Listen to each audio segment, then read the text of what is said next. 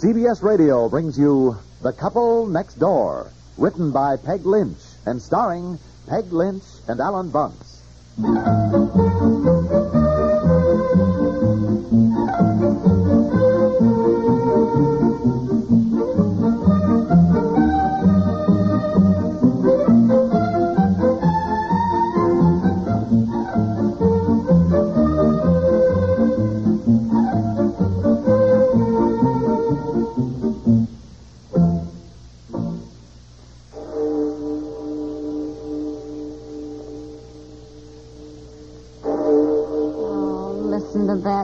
Never in my life hear chimes again. I won't immediately think of London and just relive everything all over again. Mm-hmm. Well, you better get dressed. You've only got one last day in England. We leave for Paris tonight, remember? I think sounds and smells bring back memories more than anything, don't you? I never smell a gardenia. I don't immediately feel 15 years old again. Going to the junior prom in my first long dress and Bobby Paulson standing at the door handing me my first corsage. 2 big white gardenias. I'll be probably tied up on business all day, winding up things at our agency here. Look, what are you and Aunt Effie and Betsy planning to do today? When I saw them, I said, oh, they're beautiful. And Bob said they ought to be. They cost me $3. What did? Oh, the gardenias Bob gave me. Bob who? Bob Paul. Oh, I was just saying that Big Ben's chimes will always remind me of London, just as gardenias remind me of Bob Paulson. Oh, forget it. You mean all those gardenias I've given you always reminded you of some other guy? Oh, forget it. I should never have mentioned. Where's the clothes pack? Huh? The clothes pack. The folding clothes pack with all my dresses and Aunt Effie's in it. What do you mean? Don't look at me. It isn't here. It isn't in the wardrobe. Didn't the bellhop bring it up with the rest of our suitcases when we got back to London last night? Well, I don't know. I just told him to unload the car and bring things up. Don't tell me you left the clothes back at Kenway Castle. No, I know I did. Well, I rang for Marlowe and told him to put things in the car, and I checked our bedroom before we left. Call the car place. See if it was left in the car. Oh, hurry up, dear. Oh. It has all our dresses in it for the entire European trip. I never knew.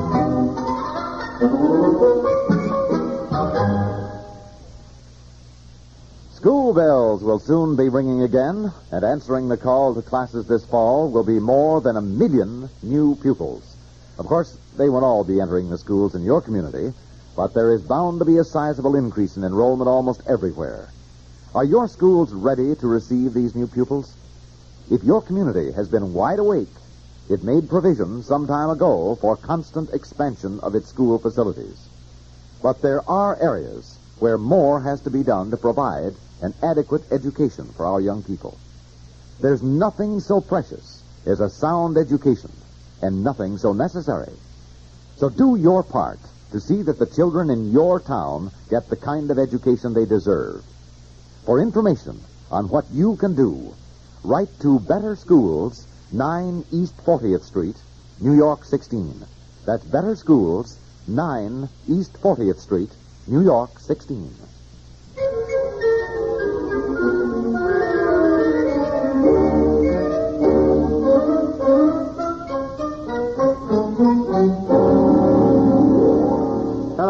Hello. Yes. That's right. You did. There isn't. Uh-huh. Yeah. Yes. Well, thanks for looking. I'm sorry to bother you. Yes. Thank you. Goodbye. Mm-hmm. Well, it wasn't left in the car. Did the man go out and look in the car? Yes, you heard me, didn't you? I hung on the phone there for 15 minutes while he sent somebody out to look. Well, are you sure he looked in the same car that we rented? Maybe he looked in the wrong car. Yeah. Why would he look in the wrong car? Honestly, the man looked in the same car we rented. Said there was nothing in it. You should have described the clothes pack to him better. Yes. Maybe he didn't understand what you meant. You should have explained that it looks like a suitcase, but it isn't. That you can hang clothes. And that it folds together. In the same car we rented for the past week, there was no suitcase in it of any kind. I wish you'd go down to the lobby again and ask the desk clerk. Maybe when the bellhop brought it in, it was left in the lobby. I have been down to the desk. I have asked the desk clerk. I have asked the bellhops. I talked to the bellhop who brought our luggage up. He took what we had directly out of the car. He put it on the elevator and brought it directly to our room. He doesn't remember, naturally, whether or not there was a clothes pack. Honestly, I don't know what's the matter with you. This is just dandy. Well, I can't help it. I did all the best I could. Are we going to have breakfast I'm hungry. When did you last see the clothes packed? At Kenway Castle yesterday when we packed up. I know, I didn't leave it there. I told you I packed everything. And I brought my dresses into your room, and we put them in. That's right. Then I rang for Marlowe, asked him to put things in the car. Then we went down to talk to Lord and Lady Kenway. I don't When know. are we going to have breakfast? Are you sure Marlowe put everything into the car? Marlowe, good heavens, the typical English butler or whatever he is. I don't know. No, I can't imagine Marlowe making a mistake like that. No. We can't go through France and Italy with just the suits we have on. You better put an ad in the paper. Yes. Ad in the paper? Who's going to read it? We're leaving London tonight. I'm hungry. I think the best thing to do is call Kenway Castle and see if by any chance you left the clothes there. I know I didn't. And I certainly don't want to bother Lord and Lady Kenway. We caused them enough trouble last week. I'm starved. When are we going to have breakfast? Oh, for Pete's sakes, will you take her down and start breakfast? What are you going to do? Well, knowing you, I'm going to phone Kenway Castle and make sure. Oh, well, all right. Come on, Betsy and Eddie. Let's have breakfast. Now, I know.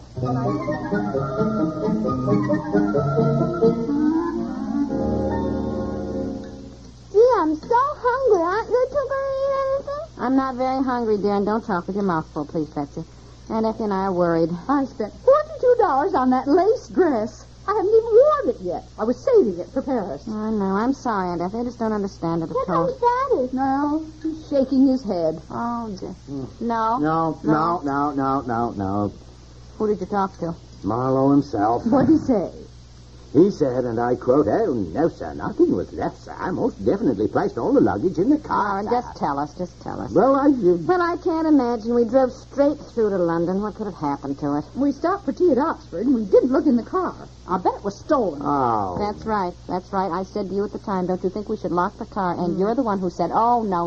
Boy, Nobody will now steal it is my fault. I didn't say that, dear. Look, when we started on this trip, I said wherever we go, each person is to keep an eye on his own suitcase just to make sure. Right? Yes, All right. Now, look, I am sorry, but I can't even discuss it anymore. You and Aunt Effie will have to try and track it down for yourselves because I have got business to attend to. Remember, we leave the hotel tonight at 8:30. We go to Victoria Station. Remember now, Victoria Station, Yes, where we catch the train for Paris. You understand? Now, we have to check out of here by noon. The train to Paris? Yes, the train to Paris. Now, if we don't check out of the hotel by noon, we will be charged for another day. Yes, all So right. I suggest, if you don't mind, that you check out and leave the luggage in the check room here at the Now, listen, hotel. how can you take a train to Paris? There certainly isn't a bridge over the English Channel. Oh, honestly, Aunt Effie, the train goes to Dover. Then it is put on a ferry boat, lands at Dunkirk, and the train goes on to Paris. Now, I'll be back at the hotel here about dinner time. So... The train is put on a ferry boat? Yes, keep quiet, Aunt Effie. On a ferry boat or a barge or something. Anyhow, it's taken across the channel. Well, I'm certainly not going on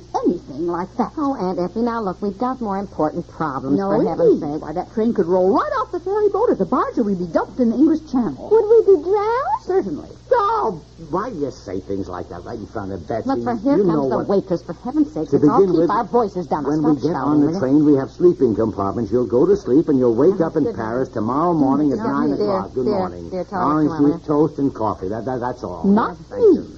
I wouldn't sleep a wink. I'll tell you that. Oh, Aunt Effie, it is perfectly safe. No? They fasten the train on so it can't roll off. Don't they?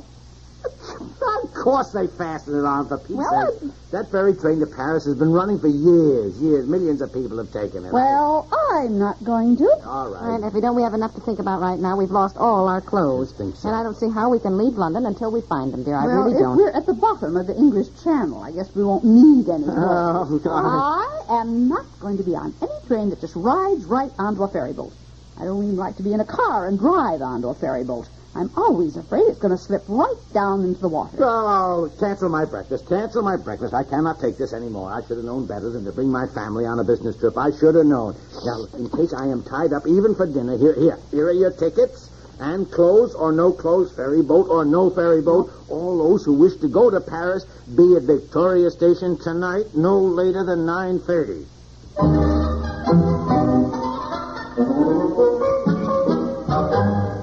We'll return to the couple next door in just a moment. September is a very important month for your child. He's starting back to school. That means the beginning of 9 or 10 months, during which he'll be depending not only on his brains, but also on his eyes.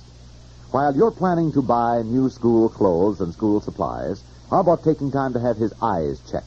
Our eyes are among our most precious possessions. They can never be replaced. Yet far too many people neglect them. This year, there will be about 29,000 new cases of blindness in the United States. Half of them could have been prevented with proper detection and care. Children at school and adults at work are often subject to eye strain and eye injuries. Right now, during Sight-Saving Month, have your child's eyes checked, your own too. For a free leaflet on eye care, write Prevention of Blindness, Box 426, Radio City, New York 19, New York. That's Prevention of Blindness, Box 426, Radio City, New York 19, New York.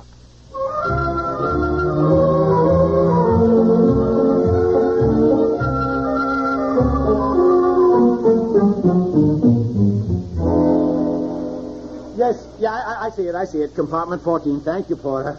Oh, well. Hi. I was worried about you. Train's about to leave. Yeah, I know. I got tied up, as I thought. I'm sorry. Well, did you find your clothes? No. Oh? Aunt Effie decided to come along? Oh, yes, she's putting Betsy to bed in the next compartment. However, Aunt Effie is not going to get undressed. She is going to sit up all night in her clothes.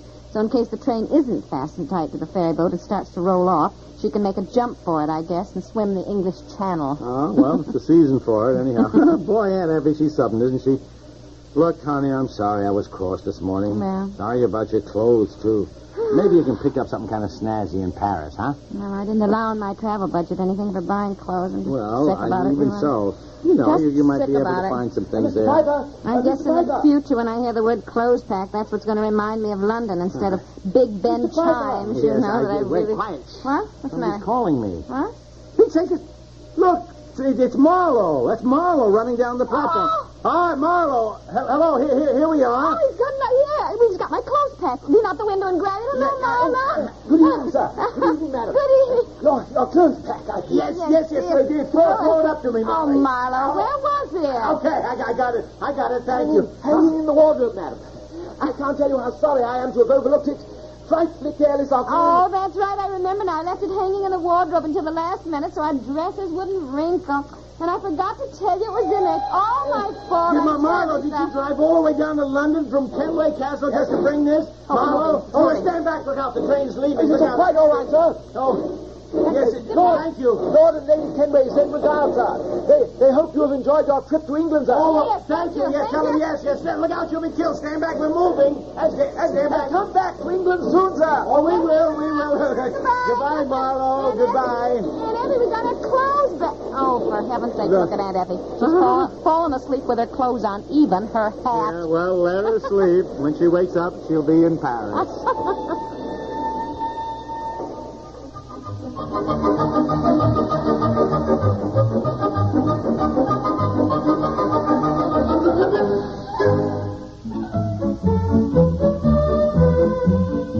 The Couple Next Door is written by Peg Lynch and stars Peg Lynch and Ethel and Bunce with Margaret Hamilton, Francie Myers, and Anthony Kemble Cooper, and is produced by Walter Hart.